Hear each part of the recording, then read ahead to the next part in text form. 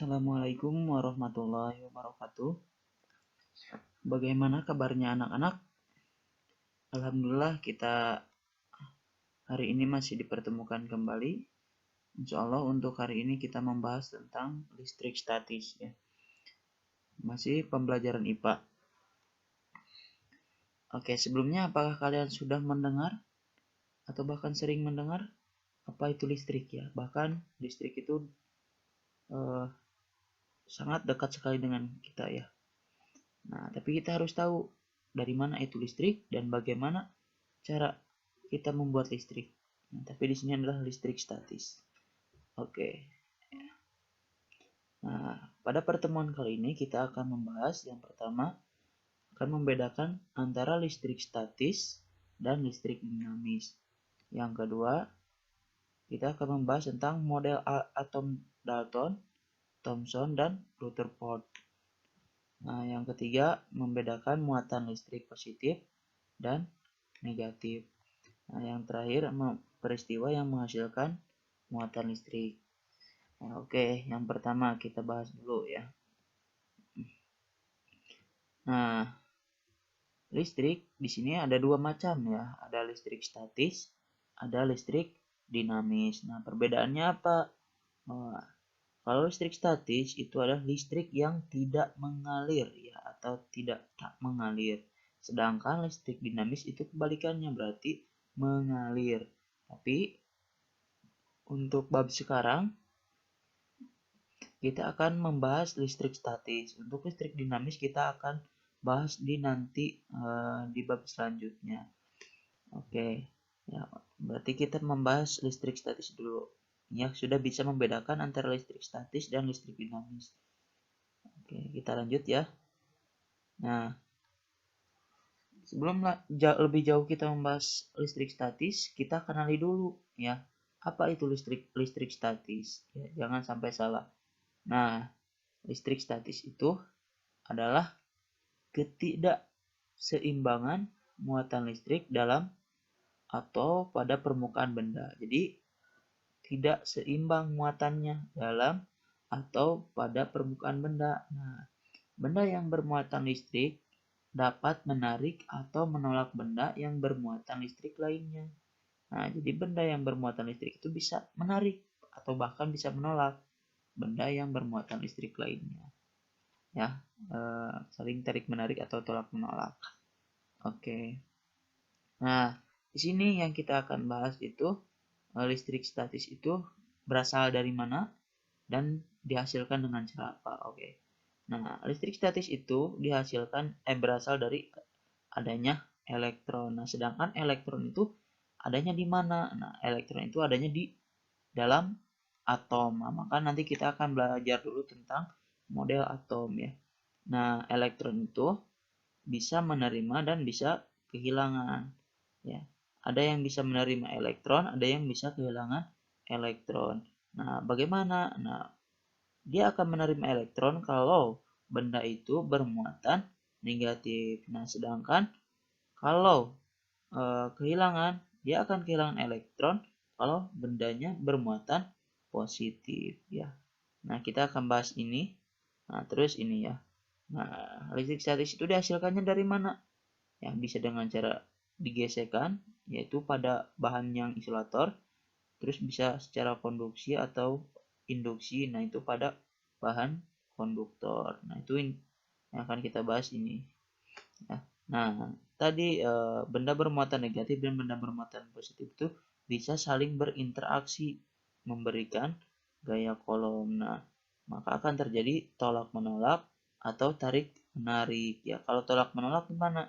Kedua jenis muatan sejenis. Nah, sedangkan kalau tarik menarik kedua muatan tak sejenis, artinya berlawanan ya. Nah, oke. Nah, sebelum kita membahas tentang listrik, kita bahas dulu atom. Kenapa kita bahas atom? Nah, karena tadi listrik itu dari mana? Dari elektron. Nah, sedangkan elektron itu adanya di mana? Di dalam atom. Nah, di sini kita lihat dulu ya. Yang pertama adalah teori yang pertama itu atom Dalton ya. Teori atom Dalton. Nah,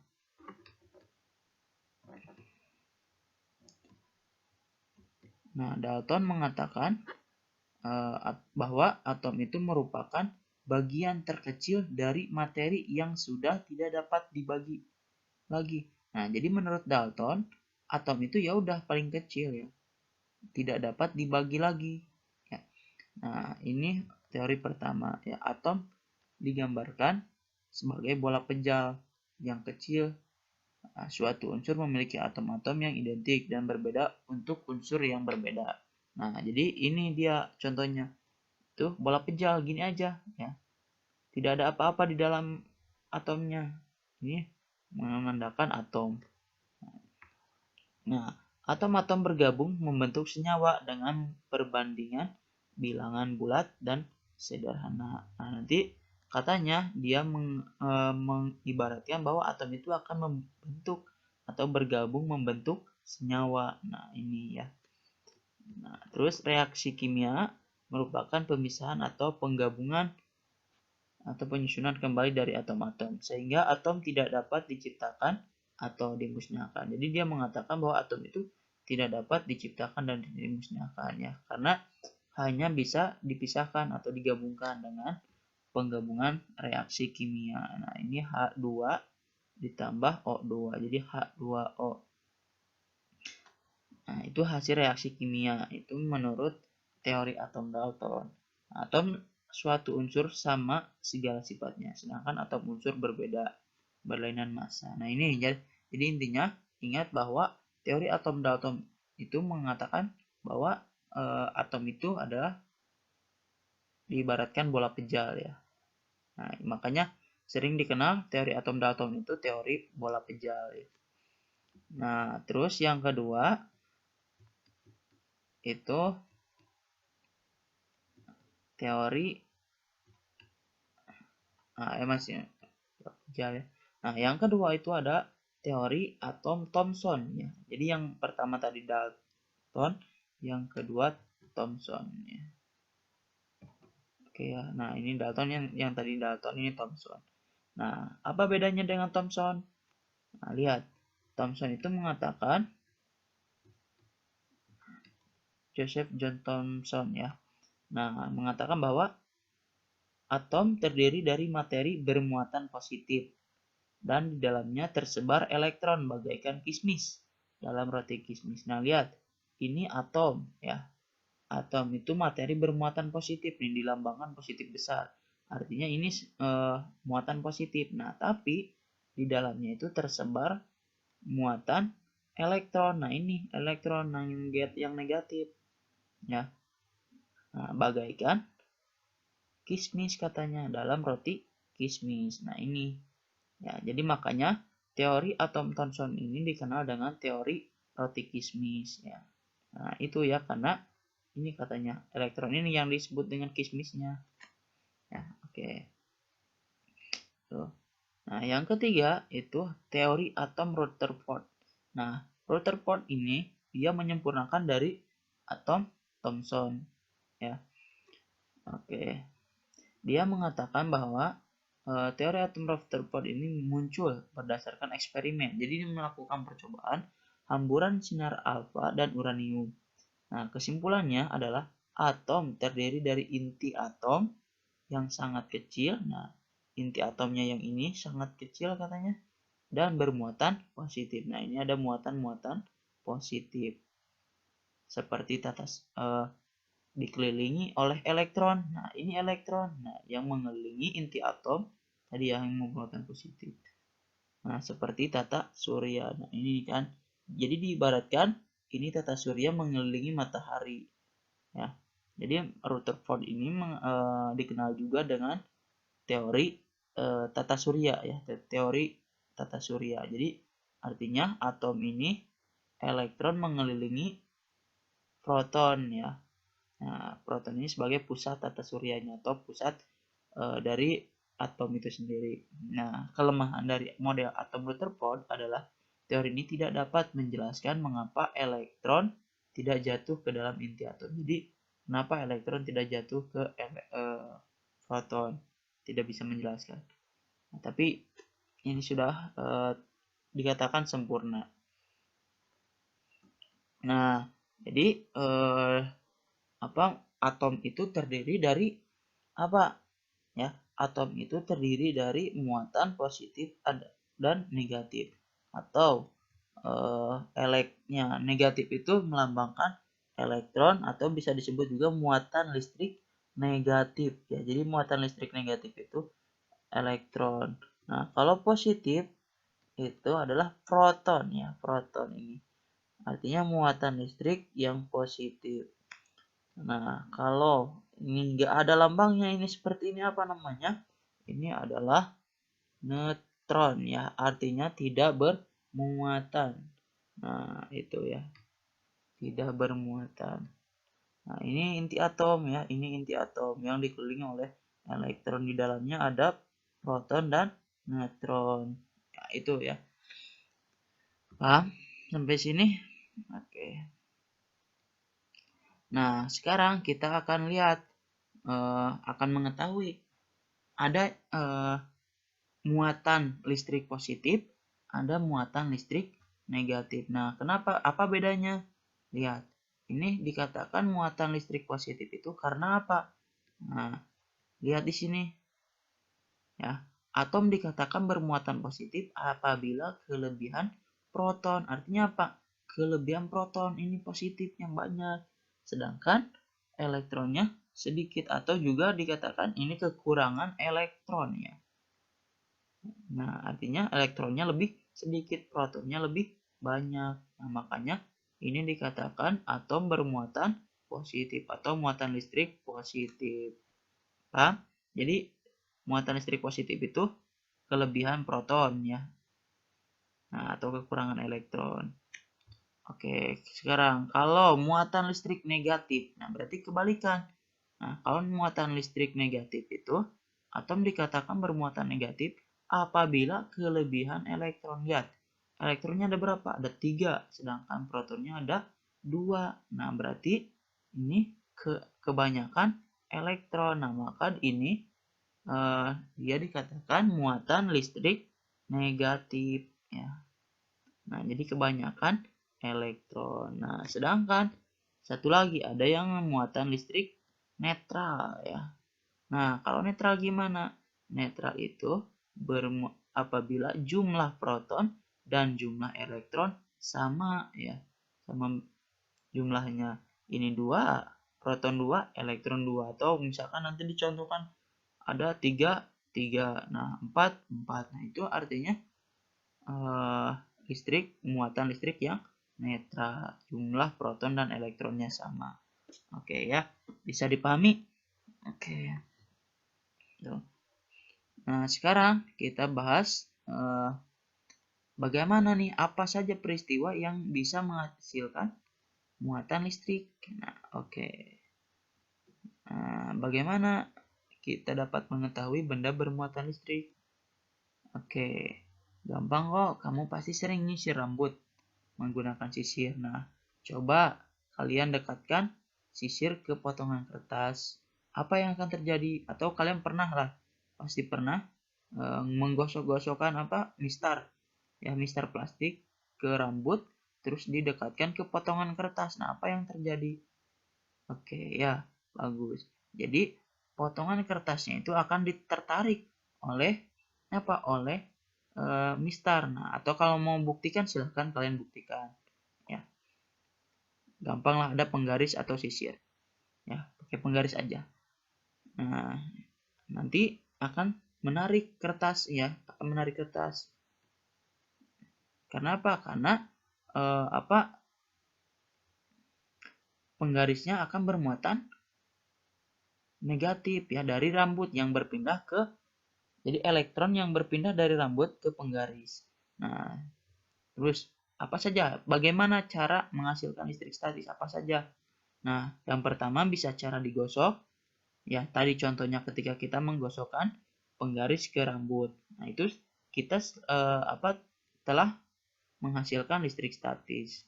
Nah, terus yang kedua bisa dengan cara induksi ya. Nah, terjadinya listrik statis tadi cara pembuatannya yang pertama adalah digosok. Contohnya tadi ya ketika kita menyisir dan menggunakan sisir. Kemudian ini menyisir rambut kering dengan sisir plastik dan kita dekatkan dengan potongan kertas. Nah, terus atau juga batang kaca atau penggaris plastik digosok dengan sepotong kain atau menyetrika baju nilon dan lain-lain. Nah, itu kenapa akan jadi tarik menarik atau bahkan tolak menolak jika keduanya berlawanan. Nah, itu ya. Nah, contohnya benda yang digosok dengan benda lain sehingga menimbulkan listrik statis disebut benda tersebut bermuatan listrik. Nah, dua penggaris plastik dan batang kaca dimuati dengan cara masing-masing. Digosok dengan kain wol. Nah, contoh ini ada penggaris yang sudah digosok dengan kain wol. Ternyata dia kedua-duanya itu saling tolak menolak. Kenapa? Karena dia kedua-duanya bermuatan negatif. Nah, kalau negatif dengan negatif, dia akan tolak menolak. Kenapa? Karena hanya dalam satu jenis. Ibaratnya laki-laki dengan laki-laki, ya pasti tolak menolak lah gitu ya. Karena satu jenis. Ini juga sama, negatif sama negatif pasti akan tolak menolak ya. Nah, karena di sini dua penggaris ini bermuatan negatif. Nah, contoh lagi. Nah, ini kedua batang kaca yang didekatkan saling tolak menolak. Kenapa? Sama tadi karena kedua-duanya ini adalah positif atau sama jenis ya, satu jenis. Kalau satu jenis dia tidak mau, makanya tolak menolak. Ibaratnya perempuan dengan perempuan, ya udah tolak menolak gitu ya. Nah, tapi kalau kedua benda bermuatan berlawanan ya. Nah, contohnya positif dengan negatif, maka dia akan tarik menarik ya. Tarik oleh batang kaca yang didekatkan. Kenapa? Karena dia memiliki dua muatan yang berbeda. Ya. Oke. Paham sampai sini? Ya, jadi intinya kalau dia bermuatannya sama, dia akan tolak menolak, baik itu negatif dengan negatif atau positif dengan positif, itu akan tolak menolak. Tapi kalau muatannya berlawanan, positif negatif, nah maka dia akan tarik menarik. Oke ya. Nah, ternyata setiap benda yang ditarik oleh kaca maka ditolak oleh penggaris plastik. Nah, setiap benda yang ditolak oleh kaca maka ditarik oleh penggaris plastik. Nah, fenomena ini menunjukkan bahwa terdapat dua muatan listrik statis, yaitu muatan positif dan muatan negatif. Nah, maka Franky memilih muatan pada batang kaca yang digosok adalah muatan positif. Sedangkan muatan pada penggaris plastik yang digosok adalah muatan negatif. Nah, sampai sekarang kita masih mengikuti perjanjian ini. Jadi ada muatan positif dan muatan negatif. Ya. Itu ya, sampai sini paham? Oke, nah yang kedua ini terjadinya listrik statis itu dengan cara menginduksi. Nah, induksi itu apa ya? Nah, induksi listrik itu adalah peristiwa pemisahan muatan listrik dalam suatu benda karena benda tersebut didekati atau didekatkan benda lain yang bermuatan. Nah, ya, contohnya ini ya, di ini menggunakan mesin generator Van de Graaff. Ya, generator Van de Graaff ini adalah mesin penghasil muatan listrik yang besar. Nah, prinsip kerjanya sama dengan mendapatkan muatan listrik dengan cara menggosok ya, hampir sama. Nah, gesekan antara sabuk karet dan silinder logam bawah menimbulkan muatan negatif pada sabuk karet. Nah, selanjutnya muatan negatif ini mengalir ke, nah dari sini ya, sabuk negatif ini mengalir ke bola, nah ke sini ya, melalui ujung logam yang lancip. Nah, akibatnya ujung karet telah menyentuh ujung lancip bermuatan positif. Nah, di sini ujung karet ini dia akan menyentuh ke bagian yang positif ya. Nah, makanya karena di sini positif ya, karena di sini negatif, udah bermuatan negatif, berarti asalnya ini rata ya, positif negatif di sini. Tapi karena di sini negatif, berarti yang tertarik itu hanya positif, maka yang negatifnya dia akan turun ke bawah ke sini. Nah, ke sini akan turun. Kenapa? Karena negatif dengan negatif pasti akan tertolak. Maka yang dibutuhkan untuk mendekatinya adalah hanya positif aja. Maka di sini ada dua muatan, ini positif dan ini negatif, menjauhi negatifnya dan positifnya mendekati. Nah itu. Nah demikianlah hal ini dapat berlangsung terus menerus karena silinder logam bawah dihubungkan ke tanah. Jadi intinya ini ya, dia akan mendekati negatif. Karena di sini dia bermuatan negatif. Nah, contohnya nih. Nah, tubuh anak tersebut bermuatan negatif. Kenapa? Nah, ini kenapa nih? Karena muatannya sama rambut anak itu saling menolak sehingga berdirinya. Lihat. Nah, berarti tubuhnya ini dia memiliki muatan negatif. Kenapa? Karena rambut itu memiliki negatif. Nah, ketika negatif dengan negatif, kenapa negatif di dalam tubuhnya hanya tinggal negatif? Karena positifnya mendekati ke sini. Jadi tinggal di sini negatif. Berarti rambutnya negatif. Nah, negatif dengan negatif dia akan menolak sehingga rambutnya dia berdiri, ya menjauhi tubuh gitu ya. Contoh oke yang selanjutnya, contoh yang selanjutnya. Penangkal petir. Nah, penangkal petir kenapa ada petir ya? Kenapa bisa terjadi petir? Nah, itu karena tadi ada elektron atau bahkan terjadi ini adanya listrik, muatan listrik di awan. Nah, ketika terdapat awan yang bermuatan listrik terbentuk di dekat gedung yang mempunyai penangkal petir, nah ingat, jadi petir itu terjadi karena adanya muatan listrik ya di dalam awan. Nah, tapi ketika ada penangkal petir, nah ini muatannya nanti maka batang logam penangkal petir, kan penangkal petir pakai logam ya. Nah, maka batang logam penangkal petir itu akan memancarkan muatan listrik dari bumi yang berlainan jenis untuk menetralkan awan. Nah, misalkan ya, jadi jika awan bermuatan positif, maka bumi akan menyuplai buat muatan negatif. Begitupun sebaliknya. Dengan demikian awan akan menjadi netral dan tidak terjadi petir. Jadi kalau di dalam awan itu dia memiliki muatan positif, nah berarti dari penangkal petir itu atau dari bumi kan dihubungkan ke bumi ya, ke tanah. Nah, dia akan menyuplai muatan listrik yang sebaliknya. Misalkan negatif. Nah, kalau di atasnya positif, disuplai dengan negatif. Nah, atau di atasnya negatif, berarti disuplai dengan positif. Supaya apa? Supaya netral ya. Nah, itu. Dengan demikian awan menjadi netral dan tidak terjadi petir. Nah, akan tetapi sering terjadi muatan listrik di awan menjadi besar. Kemudian terjadi lompatan muatan listrik dari awan ke bumi melalui batang logam dan kawat penghantar dari penangkal petir. Nah, jadi walaupun dia ada muatan listriknya banyak, nah dia akan loncat kemana? Lompat ke penangkal petir tersebut kepada logam yang nantinya akan disalurkan ke bumi atau ke tanah. Nah, jadi bangunan tetap aman karena muatan listrik dari awan akan dialirkan ke air tanah lewat kawat penghantar tanpa mengenai benda-benda di sekitarnya. Nah, itulah proses terjadinya penangkalan petir ya, atau proses terjadinya petir. Intinya petir itu ada loncatan elektron dari awan ke tanah atau ke bumi. Nah, makanya di awan ada muatan listriknya. Oke ya. Nah, sampai situ sudah bisa dipahami ya untuk sementara untuk pertemuan pertama tentang listrik statis. Terima kasih. Assalamualaikum warahmatullahi wabarakatuh.